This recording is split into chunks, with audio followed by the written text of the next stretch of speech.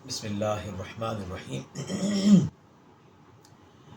نماز کی درست ادائیگی کے لیے وضو کا کامل ہونا سب سے پہلی شرط ہے۔ اگر وضو ہی نہیں ہوگا تو یقیناً نماز بھی قائم نہ ہو سکے گی۔ تو سب سے پہلے ہمیں اپنے وضو کو درست کرنا ہے۔ وضو میں سب سے پہلی چیز یہ ہے کہ آپ نے وضو کی نیت کرنی ہے۔ وہ وضو جو فرائض کی ادائیگی کے لیے کیا جائے اس کے لیے نیت ضروری ہے، اور نیت سنت موقدہ کی حیثیت رکھتی ہے۔ اگر آپ نے نیت نہیں کی تو اگرچہ وضو ہو جائے گا، فرائض نماز کی ادائیگی کے لیے اگرچہ وضو ہو جائے گا نیت نہ کرنے سے، مگر نیت نہ کرنے کی وجہ سے سخت گناہ گار ہوگا۔ تو سب سے پہلے نیت کریں، اور نیت کرنے کے بعد بسم اللہ الرحمن الرحیم پڑھنا سنت ہے۔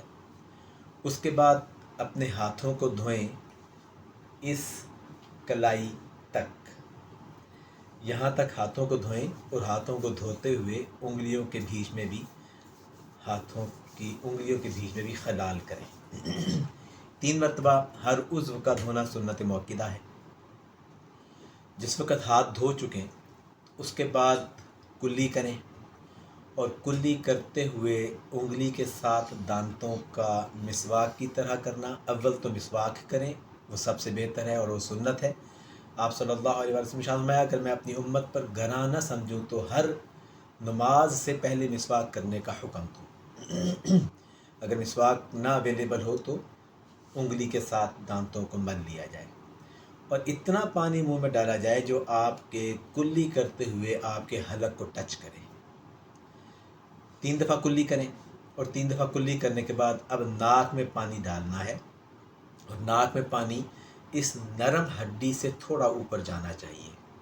ہم لوگ پورا ناک میں پانی نہیں ڈالتے، ہم تھوڑا سا پانی ٹچ کرتے ہیں اور چھوڑ دیتے ہیں۔ ایسا کرنا قطعاً غلط ہے۔ ناک میں پانی ڈالیں اتنا اونچا کہ جو آپ کی نرم ہڈی سے تھوڑا اوپر تک جائے، اور اس کے بعد اس کو صاف کریں۔ پہلے دفعہ پانی ڈالیں، چیچی انگلی کے ساتھ ناک کو خلال کریں، ناک کو صاف کریں، اور چیچی انگلی کو پھر دھو لیں، اور پھر ناک کو صاف کریں۔ پھر پانی ڈالیں، چیچی انگلی کے ساتھ اندر سے صاف کریں، پھر اس کو صاف کر لیں۔ پھر پانی ڈالیں ناک میں، اور چیچی انگلی سے صاف کریں اور اس کو صاف کر لیں۔ اس کے بعد چہرے پر پانی ڈالنے کی باری آتی ہے۔ اعضائے وضو 4 ہیں۔ اعضائے وضو سے مراد ہے وہ اعضاء جن کا دھونا وضو میں فرض ہے، اور پھر ہر عضو کے دھونے میں مزید فرائض بھی ہیں۔ جب آپ اپنے ہاتھوں میں پانی لے کے ڈالیں تو اس کو نیچے سے اوپر نہیں لگانا، اس کو یہاں پہ ڈائریکٹ اپنی گالوں پہ نہیں پھینکنا، بلکہ اس کو اپنے ہاتھوں میں بھر کے تو اس طرح پھینکے کہ پیشانی سے پورے چہرے کی طرف پھیلے، اور آپ کی جو یہ کن پٹیاں ہیں، یہ جو کانوں اور داڑھی کے درمیان کا حصہ ہے، کانوں اور داڑھی کے درمیان کا حصہ، اس کا دھلنا بھی فرض ہے۔ چہرے کا دھونا فرض ہے، تو چہرے کے فرض کے اندر اس کا دھلنا بھی فرض ہے، ان بھووں کا دھلنا بھی فرض ہے، کن پٹی کے بالوں پر پانی بہانا بھی فرض ہے، داڑھی کا خلال کرنا کہ داڑھی کے اندر وہ داڑھی کا حصہ، داڑھی کے وہ بال جس وقت آپ اس کو ٹھوڑی کی طرف موڑیں تو آپ کے یہ جبڑے اور گردن کے جون سا جوڑ ہے اس تک جتنے بال داڑھی کے آئیں ان کا دھونا فرض ہے۔ اس سے زائد بال جون سے ہوں گے ان کا دھونا فرض نہیں ہے، ان کو آپ مسح بھی کر سکتے ہیں گیلے ہاتھ کے ساتھ۔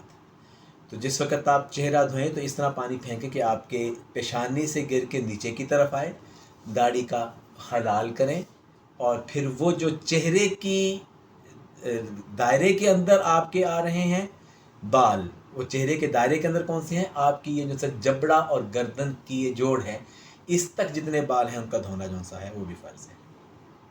اگر داڑھی ہلکی ہو، جس کو چھدری داڑھی کہتے ہیں، گھنی نہ ہو، تو پھر سکن تک پانی پہنچانا یہ فرض ہے۔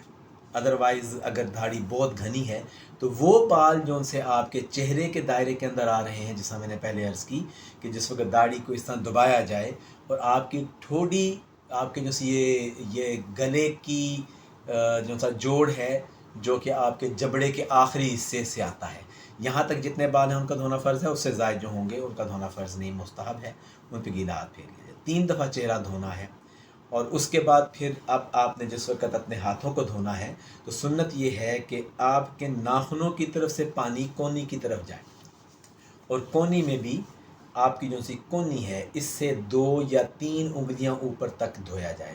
اس کو ملنا ہے، جس وقت پانی میں آپ اس کو ہاتھوں گزاریں تو اس کو ملنا ہے، صرف دھونا نہیں ہے، اس کو ملنا ہے۔ یہ فرائض کے اندر جو فرائض ہے وہ بیان کر رہا ہوں، فرائض کے اندر جو فرائض ہیں۔ پھر اس کے بعد جس وقت آپ دھوئیں بازو کو کونیوں سمیت تو انگلیوں کے اندر سے بھی آپ نے اس طرح انگلیوں کو ڈال کر خلال کرنا ہے، دونوں بازوؤں کو 3 بار دھونا ہے۔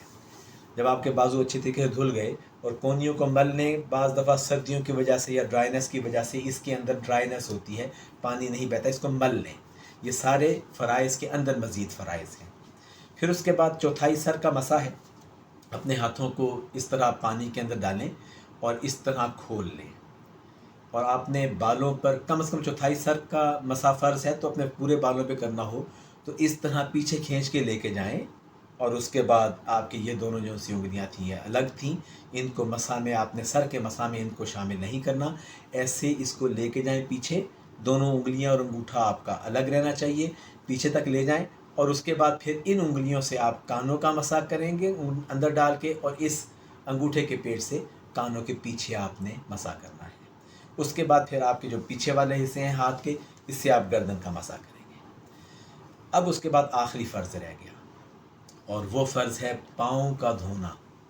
نبی کریم صلی اللہ علیہ وآلہ وسلم نے پاؤں کو دھوتے ہوئے صحابہ اکرام کو دیکھا، تو بہت سارے صحابہ اکرام کو دیکھا کہ ان کی ایڑیاں خشک رہ رہی تھیں، اور عموماً ہوتا ہے کہ پاؤں کی ایڑیاں خشک رہ جاتی ہیں، کریکس آ جاتے ہیں جس کی وجہ سے وہ خشک رہ جاتی ہیں۔ تو آپ جس وقت پاؤں کو دھوئیں تو ایڑیوں کو خاص توجہ دیں، کیونکہ ایڑیاں پھٹی ہوتی ہیں، کریکس ہوتے ہیں، تو اس کے اندر پانی نہیں اترتا، تو اتنا ملیں ایڑیوں کو، اتنا ملیں کہ وہ خشک ایڑیاں بھی تر ہو جائیں۔ پاؤں کے ناخنوں کو بھی ملیں، پاؤں کے ناخنوں کو بھی ملیں کیونکہ وہ بھی ڈرائی رہ جاتے ہیں، خشک رہ جاتے ہیں۔ پاؤں کی ایڑیوں کو ملیں کہ وہ بھی خشک رہ جاتی ہیں، اور رسول اللہ صلی اللہ علیہ وآلہ وسلم نے جن کی ایڑیاں خشک تھیں ان کو فرمایا ویل للأعقاب، ایڑی والوں کے لیے ویل ہے، تباہی ہے۔ تو وہ کیوں فرمایا کہ ان کی ایڑیاں خشک تھیں، اور ایڑیاں خشک کیوں رہ جاتی ہیں کہ ڈرائنس کی وجہ سے اور کٹس کی وجہ سے، کریکس کی وجہ سے ان کا جو ہوتا ہے سپیس وہ رہ جاتی ہے، وہ دھل نہیں پاتی، تو ایڑیوں کو خوب اچھی طرح ملنا چاہیے۔ پھر پاؤں کے اندر جو انگلیاں ہوتی ہیں ان کا خلال بھی ضروری ہے، یہ دیکھیں یہ انگلیاں ہیں، اس کے اندر خلال ضروری ہے، اور یہ پاؤں کا دھونا فرض ہے، اور پاؤں کی انگلیوں کے اندر خلال بھی فرض ہے، کیونکہ اس فرض کی مکمل اور کامل ادائیگی کے لیے انگلیوں کے اندر بھی پانی اترنا اور بہنا فرض ہے، صرف گیلی انگلی کا ٹچ کرنا نہیں، انگلیوں کے اندر، پاؤں کی انگلیوں کے اندر پانی بہنا فرض ہے، دھونا ہے اس کو صرف گیلا ہاتھ نہیں لگانا۔ تو دھوتے وقت انگلیوں کے اندر خلال کریں تاکہ اندر کی انگلیاں بھی دھل جائیں، یہ بھی پاؤں کے دھونے کے فرض کے اندر شامل ہوتا ہے۔ ہم وضو کامل کریں، اور جس وقت ہم وضو کامل کریں گے تو یقیناً اللہ تعالیٰ کی بارگاہ میں ہمارا قرب بھی زیادہ ہوگا کہ وضو کامل ہوا، تو پھر نماز کے لیے، نماز کی درست ادائیگی کے لیے کامل وضو کا ہونا ضروری ہے۔ دعا ہے اللہ رب العزت جو سعی ہم نے کی اس کو قبول و منظور فرمائے، اور اپنی بارگاہ میں شرف قبولیت عطا فرما کر اللہ تعالیٰ ہماری سعی کو قبول و منظور فرمائے۔ آمین بجاہ سید المرسلین۔ السلام علیکم ورحمۃ اللہ۔